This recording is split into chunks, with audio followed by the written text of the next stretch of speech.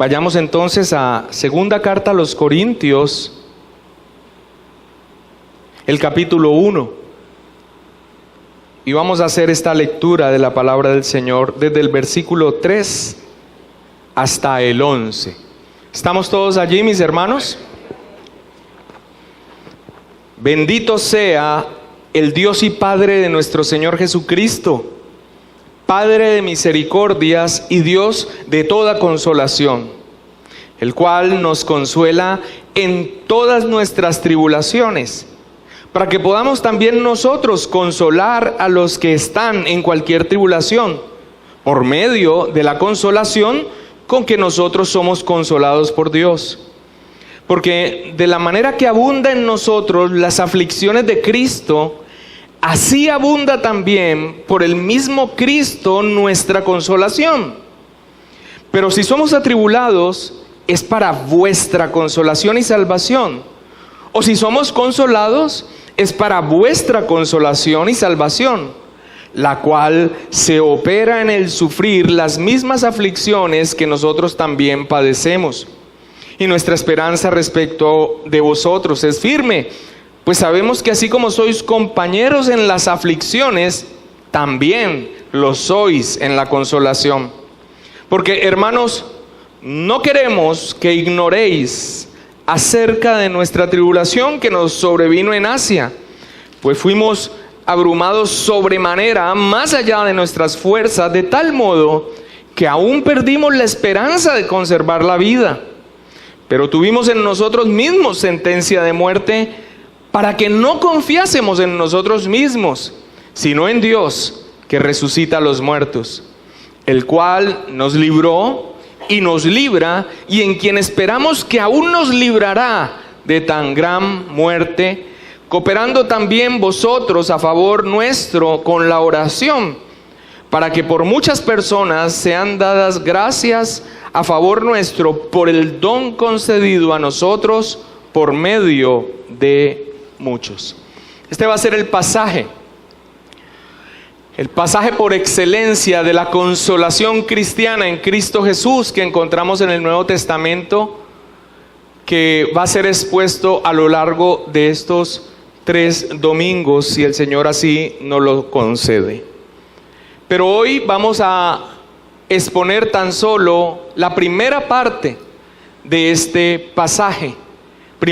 Segunda de Corintios capítulo 1, el versículo 3, y la primera parte del versículo 4, que nos servirá de introducción, de stand-by para la próxima predicación. ¿Estamos todos allí listos, hermanos? Muy bien, vamos entonces a orar. Amado Padre, tú nos has concedido el adorarte. Para nosotros ha sido una bendición porque nos permite expresar lo que hay en nuestro corazón agradecido, Señor, a ti. Esperamos te haya sido agradable y oramos, Señor, para que tu obra en nosotros nos permita no solamente con nuestras voces, sino con nuestra vida, con nuestro testimonio, darte gloria y alabanza en cada momento. Señor, concédenos en esta hora el poder atender a tu bendita palabra. Concédenos prestar total atención a la exposición de tu palabra. Ella es vida a nosotros, Señor. Oramos para que las distracciones, Señor, el cansancio, las limitaciones propias de nuestro ser no sean un tropiezo, para que no solamente entendamos la palabra, sino para que tú ilumines nuestro caminar, para que nos des la sabiduría de aplicarla a nuestra propia vida, para que baje a nuestro corazón y se haga convicción en nuestra vida. Gracias te damos, Señor. Alabado seas. Asiste al predicador, asístelo, Señor. Es una vasija de barro imperfecta, pero a ti te ha placido, Señor, ese tesoro precioso del Evangelio, depositarlo para ser predicado en vasijas, para que toda la gloria y para que toda la honra sean tuyas, Señor, solamente. Alabado seas. Gracias, Rey, en el nombre de Cristo Jesús. Amén. Amén. Y amén. Segunda carta a los Corintios, capítulo 1, el versículo 3 y la primera parte del versículo 4. Estamos todos atentos, ¿cierto?, a la predicación. Muy bien. Bendito sea el Dios y Padre de nuestro Señor Jesucristo, Padre de misericordias y Dios de toda consolación, el cual nos consuela en todas nuestras tribulaciones. La vida es una guerra. Cristo, nuestro capitán. La oración y las lágrimas, nuestras armas. La cruz, nuestra bandera, y nuestro lema: el que sufre, conquista. Así describió el peregrinaje del cristiano en este mundo caído el puritano John Gill. Ahora, tal vez estas palabras suenen pesimistas, poco alentadoras y hasta molestas hoy a los oídos de un cristianismo que solo anuncia éxito, prosperidad, salud y fin de los problemas. Pero la verdad es que ese mensaje distorsionado del verdadero evangelio en el día de hoy no aguanta el examen ni del testimonio de las Escrituras, ni la del sentido común, ni de la experiencia diaria que tenemos en la vida real en medio de nuestro peregrinaje. Hermanos, el creyente experimentará el dolor y la adversidad porque aunque ha sido reconciliado con Dios por medio de nuestro Señor Jesucristo, aún vive en medio de un mundo caído. En el mundo tendréis aflicción, pero confiad, yo he vencido al mundo, advirtió el Señor Jesucristo a sus discípulos y a nosotros. Ahora, los creyentes no solamente experimentamos, al igual que el resto de las personas, las consecuencias propias de vivir en un mundo bajo maldición a causa del pecado, sino también los sufrimientos que vienen a causa de nuestra fe, por causa de quién es nuestro Señor Jesucristo. Pablo, en su segunda carta a Timoteo, advierte que los padecimientos que ellos viven como ministros del Señor, Timoteo y él mismo, el apóstol Pablo, no solamente eran de ellos, sino que eran algo que pertenecía propio de todos los creyentes. Dice en su carta a Timoteo: y también todos los que quieren vivir piadosamente en Cristo Jesús padecerán persecución. Dice en segunda de Timoteo 3:12. El Señor Jesús dice: si el mundo os aborrece, sabed que a mí me ha aborrecido antes que a vosotros. Si fuerais del mundo, el mundo amaría lo suyo. Pero porque no sois del mundo, antes yo os elegí del mundo, por eso el mundo os aborrece.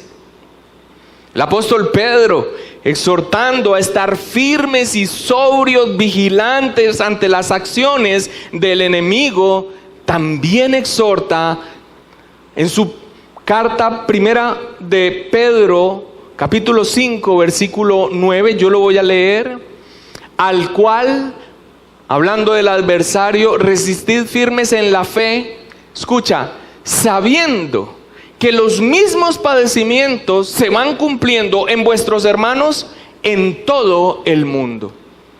El creyente entonces debe entender por la palabra de Dios que experimenta la adversidad a lo largo de su vida, aunque haya sido reconciliado con Dios, porque vive en un mundo caído. Y a esto debe sumarle que estos sufrimientos comunes a todos los hombres, a estos hay que sumarle los padecimientos propios que vienen a causa de nuestra fe, de nuestra condición como cristianos. Alguien le escribió a un ministro afligido: Dios te ha puesto en Cristo y la tempestad sopla sobre el rostro de Cristo en esta tierra, y puesto que estás en Él, no puedes esperar estar al socaire o en la ladera soleada del cerro. Siempre es costoso ser cristiano de verdad, porque no hay cristianismo sin cruz. Pero hay algo más, que de estas verdades que brotan de las Escrituras y que sabemos también por la experiencia diaria, que el creyente debe entender, tener en su memoria todo el tiempo con respecto a la aflicción. Y es que por más dolorosa que sea, es un instrumento en las manos de nuestro poderoso Dios para cumplir sus propósitos en la vida de sus hijos. Y esto lo sabía el apóstol Pablo. El apóstol Pablo, como un buen pastor, sabía que los corintios, atribulados y afligidos por sus torpezas, avergonzados por la disciplina recibida y desanimados con ellos mismos por todo lo que habían pasado, debían entender esto, y también necesitaban, sin lugar a dudas, consuelo e instrucción, como lo necesitamos nosotros, para saber cómo afrontar la aflicción, para saber cómo afrontar esta realidad de nuestra existencia y de nuestro peregrinaje, firmes en los instrumentos que nos da Dios en su palabra. Porque el otro camino es una torpeza que ha tomado un cristianismo entre comillas al día de hoy, y es negar esta verdad. El cristiano va a pasar por encima de los problemas como sobre lomos de águila. Eso fue lo que yo recibí durante casi 12, 13 años, continuamente.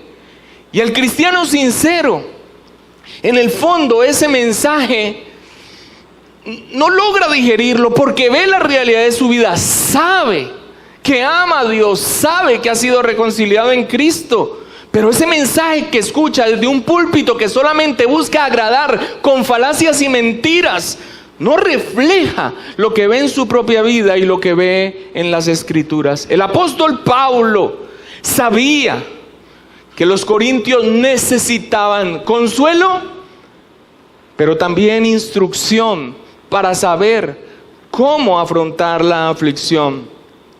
Más cuando muy seguramente ahora que estaban firmes en la buena senda, empezaban además a experimentar la aflicción que viene al creyente a causa de su fe, de su fidelidad a Dios. Es por esto que inmediatamente después de la salutación, Pablo, de una manera muy íntima y personal, se abre a los corintios hablando sobre su propia vivencia en medio del dolor. De los versículos 3 al 11 encontramos 3 aspectos que el creyente nunca debe olvidar cuando se halle en medio de la aflicción. 3 verdades que siempre deben permanecer en la mente y el corazón del creyente en medio del sufrimiento, sin importar la índole del que sea. Una vez se sufra como cristiano y no a causa de un testimonio contrario a nuestra profesión de fe. Esos 3 aspectos, estas 3 verdades que siempre deben estar presentes en medio del sufrimiento, en la mente del creyente, son los que vamos a estar tocando estos 3 domingos consecutivos en este inicio de la exposición de la carta a los Corintios. Y en esta mañana nos vamos a detener en el primero de ellos. Ahora, hermanos, como lo voy a mencionar en un momento, esto no se trata de 3 claves, 3 tips para superar la aflicción. Estas son unas verdades sólidas de la Escritura que nosotros, debido a nuestra naturaleza caída y debilidad, perdemos de vista en medio del dolor. Y que para muchos en su torpeza tal vez no represente la respuesta al problema, pero es nuestro asidero firme para, una vez pasado el día malo, estar firmes por la gracia del Señor con lo que Él nos ha dado en su palabra. El primero de ellos lo leemos allí en 2 Corintios 1:3, la parte primera del versículo 4. Bendito sea el Dios y Padre de nuestro Señor Jesucristo, Padre de misericordias y Dios de toda consolación, el cual nos consuela en todas nuestras tribulaciones. Hermanos, un quejido, una queja, un ay, es lo que de manera natural brota de nuestro ser ante el dolor que produce la adversidad. Ahora, es probable que no se manifieste con una expresión audible, pero en nuestro interior hay aflicción, en nuestro interior hay desazón, en nuestro interior hay angustia, malestar, desánimo, preocupación. Y esto no lo oculta la palabra de Dios. Jeremías, azotado y puesto en el cepo. ¿Por qué? Por hacer la voluntad de Dios. El llamado que Dios le hizo, exclamó: ¿para qué salí del vientre? ¿Para ver trabajo y dolor? ¿Y que mis días se gasten en afrenta? Job, reflexionando sobre la vida del hombre, dijo: el hombre nacido de mujer, corto de días y hastiado de sinsabores. Elifaz, uno de los amigos de Job que vino en medio de su padecimiento, dijo sabiamente: como las chispas se levantan para volar por el aire, así el hombre nace para la aflicción. La palabra de Dios no matiza esta realidad que aún su pueblo vive, el pueblo de Dios experimenta. Pero hermanos, también encontramos el testimonio en la palabra del Señor, donde sus hijos encuentran consuelo y fortaleza para cuando se vengan estas circunstancias. Acompáñame por favor a Job, sin perder el texto de estudio. Job, capítulo 1, el versículo 20 y 21. Y como un hombre que tipifica toda la adversidad que se pudiese venir sobre una persona,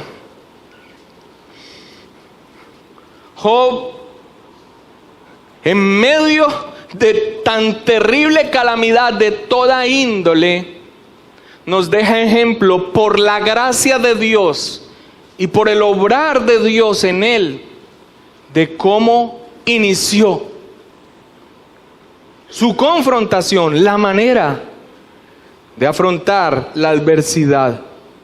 Dice Job 1, 20 y 21, entonces Job se levantó, rasgó su manto, había dolor sin lugar a dudas, rasuró su cabeza y se postró en tierra y adoró. Y dijo: desnudo salí del vientre de mi madre, desnudo volveré allá. Jehová dio, Jehová quitó, sea el nombre de Jehová bendito. La palabra de Dios no matiza esta realidad que el pueblo de Dios experimenta, pero también hay el testimonio de donde haya consuelo y fortaleza, lo haya en su Dios. Asaf, cuyos pies estaban deslizando por la prosperidad del impío, entra en su razón en un momento especial. Todos conocemos el pasaje. Hasta que entrando en el santuario de Dios, comprendí el fin de ellos. ¿Por qué Asaf tuvo tal claridad cuando antes estaba casi que tropezando? En vano he limpiado mis manos. ¿Qué tenía el santuario de Dios para que comprendiera la realidad El santuario de Dios representa la presencia misma de Dios. Asaf, tal vez atribulado por lo que estaba viviendo él y por lo que veía en el impío, al entrar al santuario de Dios y todo lo que implica la adoración que le es debida a Dios, y todo lo que representa ese santuario en cuanto a las perfecciones de Dios, levanta su rostro de las circunstancias que le estaban aquejando a Dios, y es entonces que su mente se ve iluminada. Hermanos, mirar a Dios en la tribulación, algo tan básico y que nosotros repetimos como cristianos, es algo que debemos continuamente predicarle a nuestras almas hasta que quede indeleble en el corazón. Levantar nuestros ojos de nuestras miserias a las perfecciones de aquel que nos ha amado en Cristo Jesús. Esto es fundamental para el cristiano, pero es lo último que hacemos. ¿Quiénes de los que tenemos la enorme bendición de que nuestra esposa haya llegado a Cristo, aún después de que estábamos casados, o quienes tenemos la enorme bendición de haber escogido una mujer piadosa como esposa, se esfuerza en medio de nuestra aflicción diciéndonos: debes confiar en Dios, debes tener fe en Dios, haciendo su papel de ayuda idónea a lo que nosotros inmediatamente respondemos a veces con rabia, pero los problemas no se van a arreglar solos. Yo eso lo sé, pero en sí el problema está allí. Y la esposa abnegada agacha su cabeza, procurando hacer su papel que nosotros a veces desechamos, y perdemos la enorme sabiduría que hay, que nos ha dado en la sabiduría de la palabra del Señor, el primer paso que el creyente debe hacer cuando el dolor, la aflicción, la prueba, la adversidad toca la puerta. El problema se afrontará después, pero lo primero que debe hacer el creyente es levantar los ojos de sus miserias y contemplar el rostro de Dios y sus perfecciones. Esto es lo primero que debería estar en nuestra mente, pero realmente cuando estamos abatidos es lo último que hacemos. Ayúdanos, Señor, en nuestras torpezas. Con una doxología, palabras de alabanza, eso es lo que significa. Inicia el apóstol Pablo este compartir íntimo de sus propias aflicciones con los corintios. El que ha sido llamado el pasaje más elocuente sobre el consuelo en todo el Nuevo Testamento, inicia en exaltación a Dios. Bendito sea el Dios y Padre de nuestro Señor Jesucristo. En casi todas las epístolas, Pablo eleva alabanza y acción de gracias por aquellos a quienes dirige la carta. Acción de gracias a Dios por aquellos a quienes dirige la carta. Pero aquí, Pablo profiere una bendición que tiene este sentido. Profiere una bendición en la que se exhorta al pueblo a dar adoración a Dios. Pablo sabe lo que están viviendo los corintios. Pablo sabe lo que han atravesado. Pablo sabe que están afligidos y que necesitan consuelo. ¿Y qué es lo primero que él hace?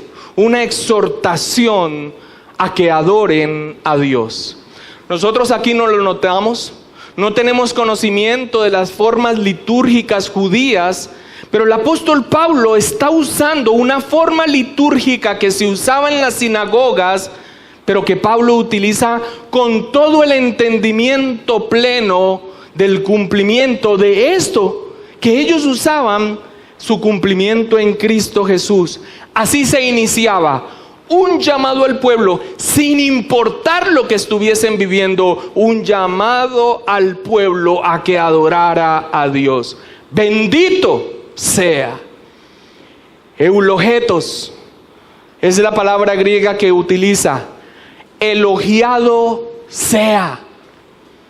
Es una expresión que está construida, conjugada de una manera en que se entiende que se está exhortando al pueblo a hacer algo.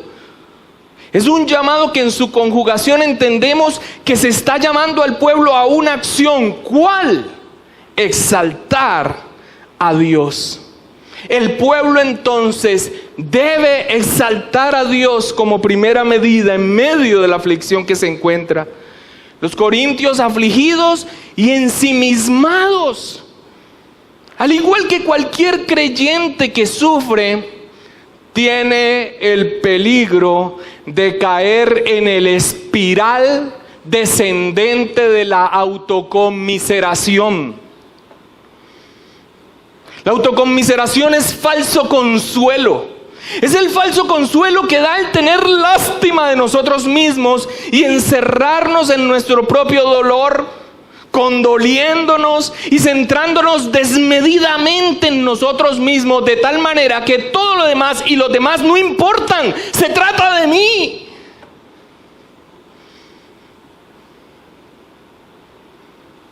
En últimas, y así suene fuerte y falto de sensibilidad por el que sufre, es una manifestación del ego pecaminoso que, arropado por el dolor, se enfoca tan solo en nosotros mismos. Una de las cosas que hemos aprendido como pastores es que en oportunidades, cuando se quiere ayudar a una persona, pero esa persona ha llegado al punto del dolor y ha caído en esta espiral, ya ni siquiera nos escucha. No importa. Se ve uno impotente aún para dar lo que Dios ha dado a esta persona. No importa por qué. Y esto suena muy duro, hermanos, pero la verdad es esta. La verdad es que es una manifestación de centrarse en sí mismo.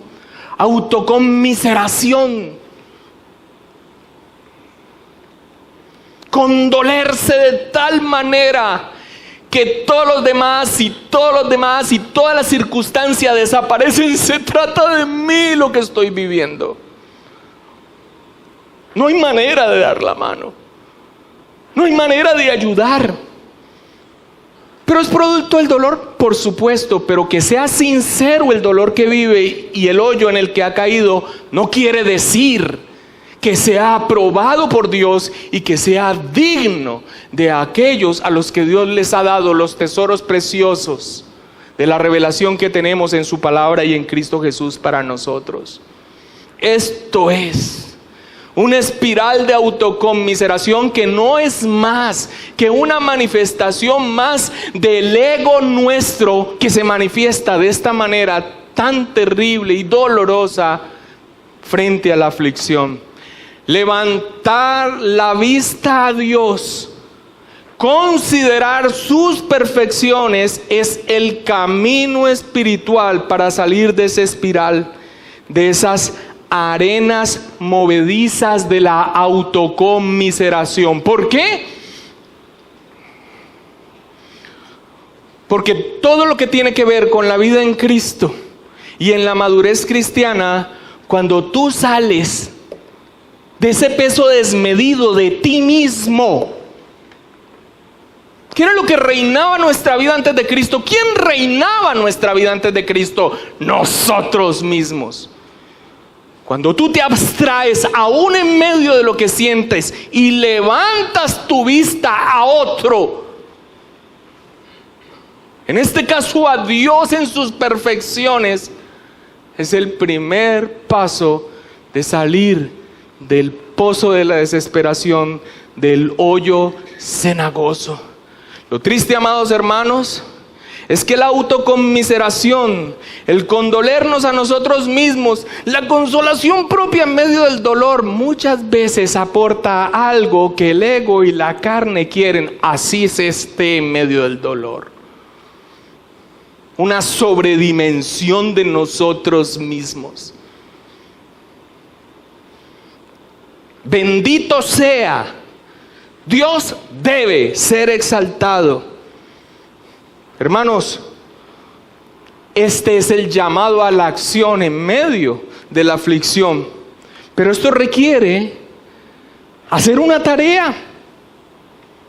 Su pueblo debe hacer la tarea de dejar un momento esa consideración tan intensa de sí mismo, lo que vive y lo que siente, para tomarse la tarea de considerar quién es Dios. Porque bendito sea, no se puede quedar en la actitud primaria que aprendimos cuando cristianos, de cuando nos damos el martillazo, en vez de que se suelte la palabra soez, decimos alabado sea el Señor.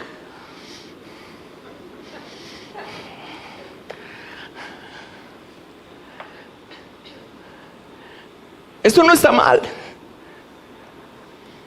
pero el ejercicio y el recordatorio ante este llamado a la acción es elogiar a Dios. Pero para elogiar a Dios de manera debida, tú debes entrar en la acción de considerar sus perfecciones, de considerar sus atributos.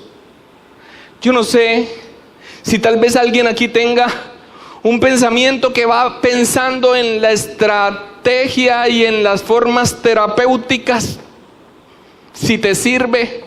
Pero el asunto es que este llamado es tan práctico que hace que tú dejes en un momento del centro de tu atención la miseria que estás viviendo, para que te pongas a una tarea que tal vez no está resolviendo el problema en sí, según tu consideración, pero que te exige un ejercicio para exaltar a Dios, ir a su bendita palabra. ¡Qué sabiduría la que el Espíritu Santo daba a su siervo Pablo por medio de su propia vida para ayudar a sus hermanos afligidos! Esto no se trata de un tip. Lo que vamos a ver no son 3 pasos para afrontar la adversidad. Es el camino experimentado en el que el creyente ya debe ser ejercitado en su recorrido por este valle de lágrimas hacia su patria celestial. Levantar los ojos a Dios es el ejercicio que el dolor no debe impedir que hagamos cuando nos hallemos en diversas pruebas. Y no se trata, como lo he mencionado, simplemente de una proclamación vacía, de labios para afuera que pudiéramos hacer. La palabra del Señor nos dice que Dios busca adoradores que le adoren en espíritu, en verdad, con todo su ser, apasionada y sinceramente, pero conforme a quien Él es. Y no hay manera de que nosotros atendamos a esta acción, bendito sea, que le elogiemos, si no lo hacemos correctamente, yendo a la palabra de Dios, la revelación que Él hace de sí mismo en las Escrituras. De allí, amados hermanos, que todos los medios de gracia que Él ha dejado para la iglesia, para los suyos, broten y apunten a la palabra de Dios. La predicación de la palabra, la oración, el congregarnos, la adoración, el culto público, la unidad con los hermanos, todo esto nos muestra a Cristo, su obra y sus beneficios para nosotros, pero lo encontramos en la bendita palabra de Dios. Alabar a Dios, adorar a Dios. Para adorar a Dios apropiadamente debes ir a la Escritura para considerar quién es Dios, y para que atiendas al llamado a la acción de exaltarlo conforme a la verdad. No solamente un dicho de palabras para afuera, sino el resultado de inquirir en su palabra, y viendo quién es Dios, entonces le puedas exaltar. Es un clásico, amados hermanos, que quien agobiado por los problemas busque consejo. Y siempre ese consejo finalmente va a apuntar a la necesidad de que la persona se sumerja aún más en la palabra de Dios. Y es probable que muchos inicialmente salgan desilusionados, porque lo que esperaban era una respuesta específica para qué hacer con el problema. Imagínate que yo fui donde el pastor por una situación de una tirantez con mi esposo, con mi esposa, y el pastor me mandó a que iniciara el seminario de la iglesia.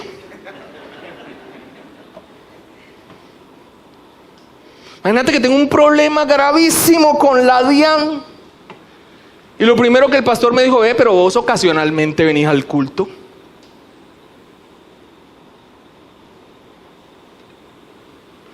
Imagínate, pastor, que tengo un hijo enfermo. Hermano, tengo un hijo enfermo. Y el pastor me preguntó por los tiempos de devoción y por los tiempos de oración. ¿Y eso qué significa para la salud de mi hijo? ¿Y eso qué significa para la circunstancia que estoy afrontando? ¿Y esto qué significa para el problema diario que yo tengo que afrontar? Pues, amado hermano, que lo primero que debemos tener en la mente, según la palabra del Señor, y es lo que el apóstol Pablo está comunicando a los corintios y a nosotros, es el primer paso. Lo primero que debemos tener en mente y nunca olvidar como cristianos maduros es exaltar a Dios. Y Dios solo puede ser exaltado correctamente conforme a su palabra. Perdón la expresión, pero si eres un ignorante en la escritura, si te congregas ocasionalmente, si tu amor a la obra, tu testimonio, tu oración y tu vida devocional es casi inexistente, ¿qué estás esperando? ¿Un toque? ¿Qué estás esperando? Como Naamán, que salga el hombre de Dios, toque la llaga y sea sanado. Los medios están puestos allí como beneficio de la obra de Cristo para la iglesia, pero la verdad está en nuestras torpezas, la desechamos. ¿Qué tiene que ver conocer a Dios y conocer su palabra y estar firme en la doctrina, con un correcto pensamiento teológico, con ese problemita económico que tengo? ¿Me pagará acaso eso los servicios? ¿Sanará mi enfermedad? Hermanos, si pretendemos hacerle frente a las adversidades propias de este peregrinaje, enfocados en los méritos, en los métodos de aquellos que están allá afuera, desesperaremos y desecharemos todo lo que el Señor ha dejado para su pueblo. Eso sí es sobrenatural. Allí realmente está el poder de Dios. Sí, hermano, tal vez usted salga desilusionado porque esperaba aquello específico que debía hacer para salir del problema, aunque de hecho eso es lo que ha recibido. Lo primero que debes hacer es levantar tu vista de tus miserias, ver a Dios, considerar, reflexionar sobre su palabra, sobre quién es Él. Y la verdad, eso no brota de manera natural de nosotros. Es por esto que es un llamado a la acción. Bendito sea, elogiado sea su pueblo. Debe tomarse la tarea de exaltarle. Bendito sea, versículo 3, el Dios y Padre de nuestro Señor Jesucristo. Toda nuestra exaltación a Dios, nuestro ejercicio de oración finalmente debe reposar, llegar y establecerse firme, pararse seguro ¿en qué? En la obra redentora de nuestro Señor Jesucristo para nosotros. Y cuando nosotros, en medio del dolor, en medio de la aflicción, acudimos a su palabra y en ella vemos a Cristo y lo que Dios ha hecho por nosotros en Cristo Jesús, cuando llegamos a ese punto, alabado sea el Dios y Padre de nuestro Señor Jesucristo. Cuando llegamos a la consideración de quién es nuestro Señor y su obra a nuestro favor, no hay manera que no lleguemos a la correcta perspectiva de lo que sucede aquí en este valle de lágrimas. Y que el mismo apóstol Pablo, inspirado por el Espíritu Santo, escribió en su carta a los Romanos. Romanos capítulo 8, versículo 18.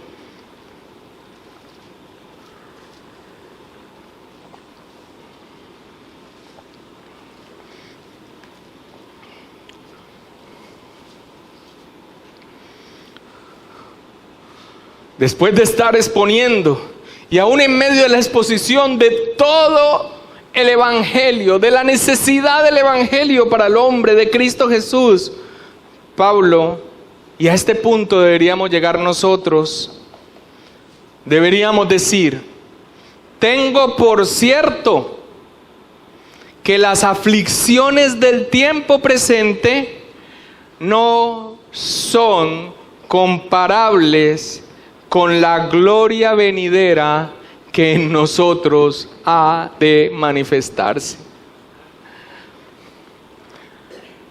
El ejercicio de la exaltación a Dios finalmente termina en la persona de Cristo. Y una vez, y yo no digo el que se profesa creyente y no lo es, una vez el verdadero creyente ha vuelto su vida a Dios y en Él, en la obra de Cristo Jesús, hermanos, ve los problemas en su correcta dimensión. Ellos no desaparecen, allí están, hay dolor, sin lugar a dudas hay inquietud.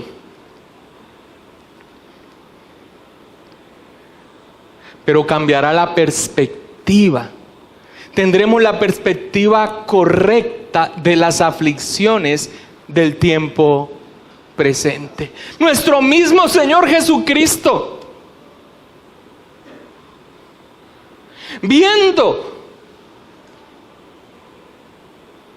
el premio que le esperaba,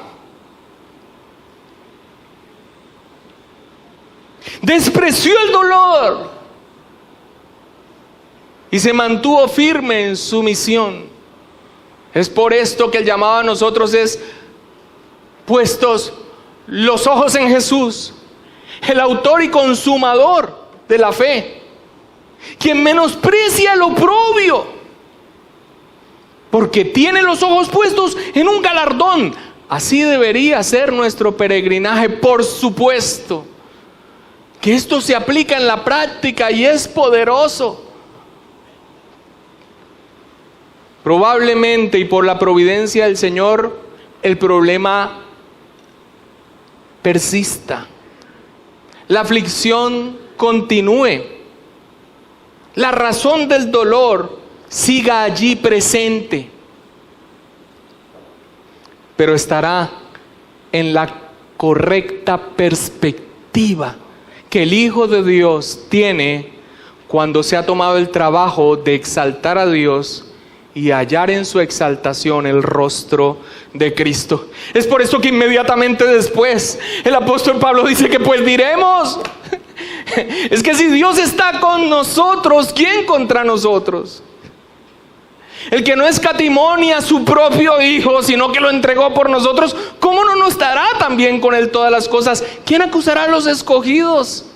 Dios es el que justifica. ¿Quién es el que condenará? Cristo es el que murió, más aún el que también resucitó, el que además está a la diestra de Dios, el que también intercede por nosotros. ¿Quién nos separará del amor de Cristo? ¿Tribulación? ¿Angustia? ¿Persecución? ¿Hambre? ¿Desnudez? ¿Peligro? ¿Espada? Ni la muerte, ni la vida, ni ángeles, ni principados, ni potestades, ni lo presente, ni lo porvenir, ni lo alto, ni lo profundo, ni ninguna otra cosa creada nos podrá separar del amor de Dios que es en Cristo Jesús, Señor nuestro. Y en ese listado puedes sumar lo que te aqueja hoy. No vamos a tomar el torpe camino de prometer lo que la misma palabra del Señor no promete.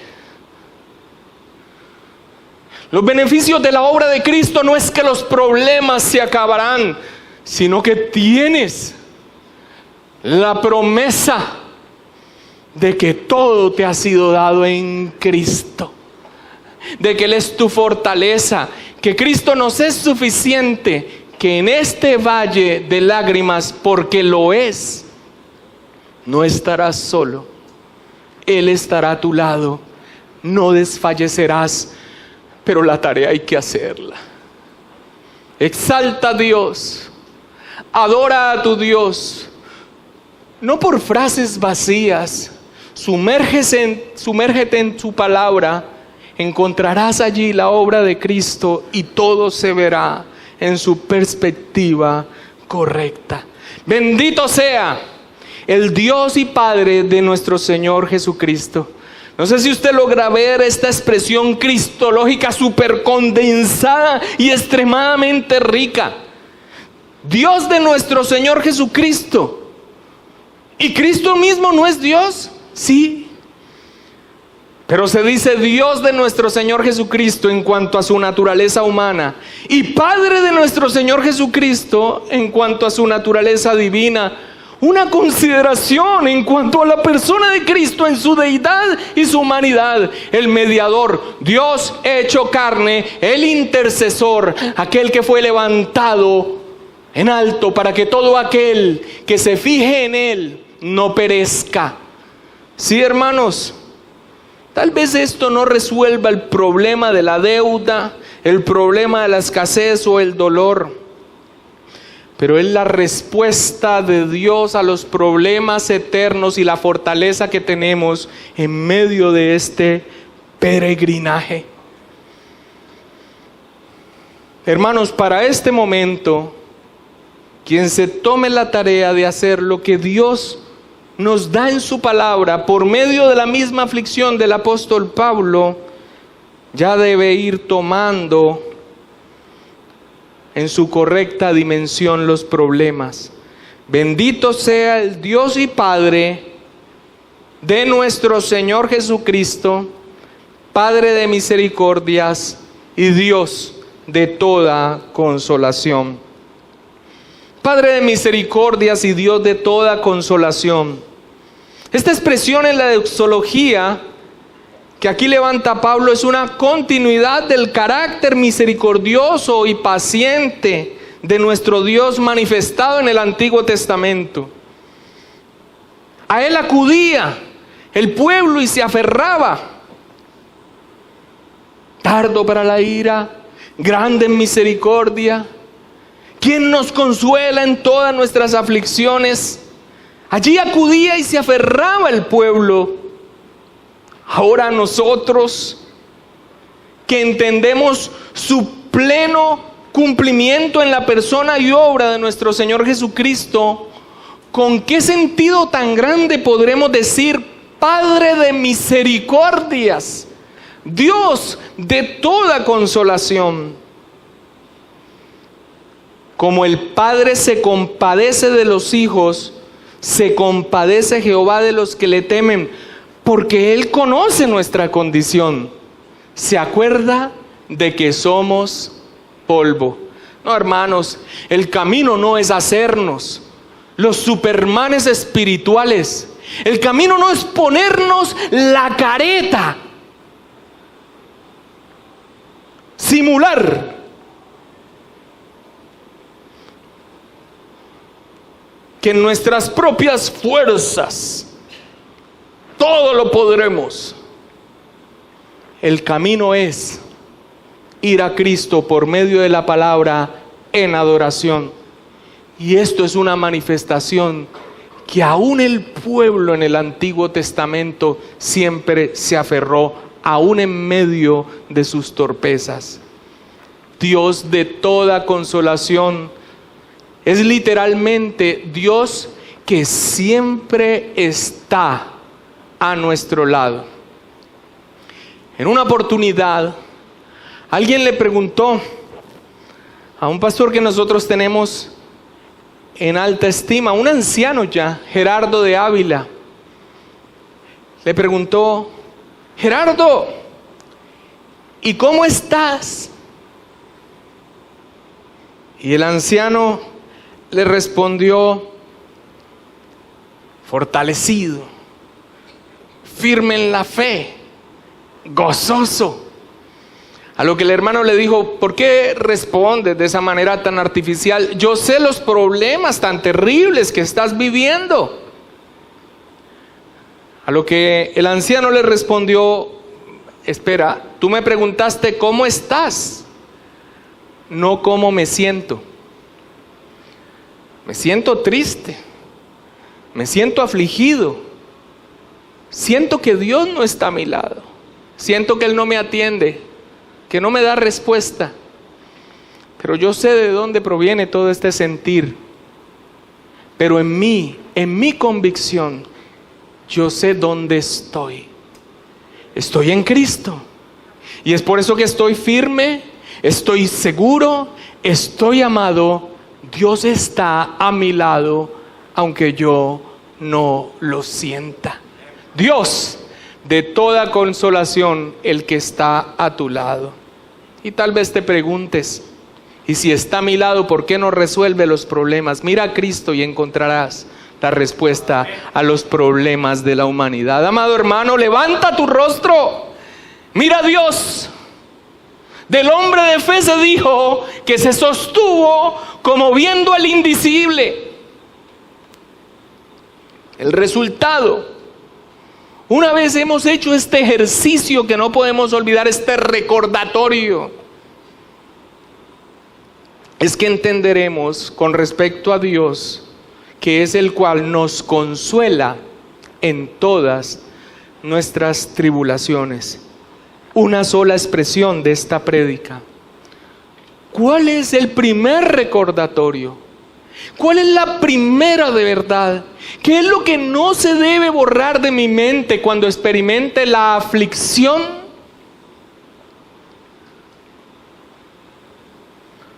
Que debo adorar a Dios con todo lo que ello implica.